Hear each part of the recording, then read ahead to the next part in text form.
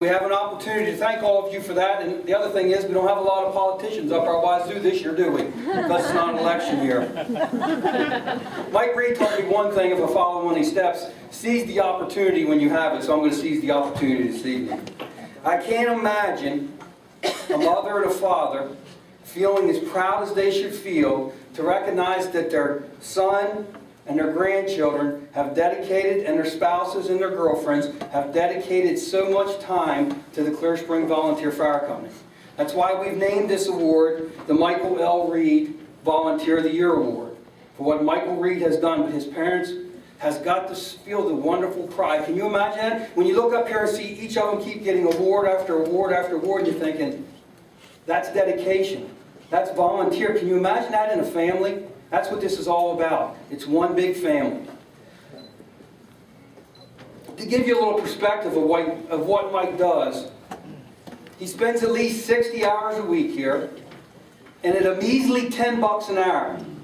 He's going out working other part-time jobs to help pay for some of his health insurance and some of that stuff that I guess Obamacare didn't pick up. But I apologize for that, because we're all going to get it, but it's just got to wait a little bit. But anyhow, at a measly $10 an hour is $31,200. Imagine that, $31,200 that he could be working somewhere else at for $10 an hour, but he dedicates it to the Clear Spring community. I say this very humbly to you and very respectfully to you, but from our visitors and guests, I ask you to take this back to your fire companies and ask them to do the same thing. I submitted Mike Reed's name to the Herald Mail for the Herald Mail Person of the Year this year. Of course, they did not recognize him. I think it's high time that the fire service in Washington County gets to be respected for what they do and what they have give to Washington County. So next year when it comes up, each of your fire companies submit somebody. There's got to be somebody in each one of these companies that deserves this recognition.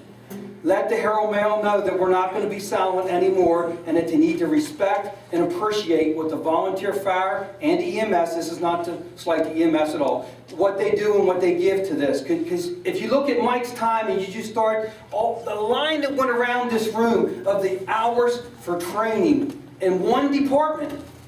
And how many departments, fire and rescue, is there in Washington County? And then you do that across the state, how much money this is saving the taxpayers that they don't really realize. But they say, why did they need 3 fire trucks? But if you was in that house, you'd say, why wasn't there 6 fire trucks? Mm-hmm. Amen. So to Jerry and Morris Reed, I say, thank you.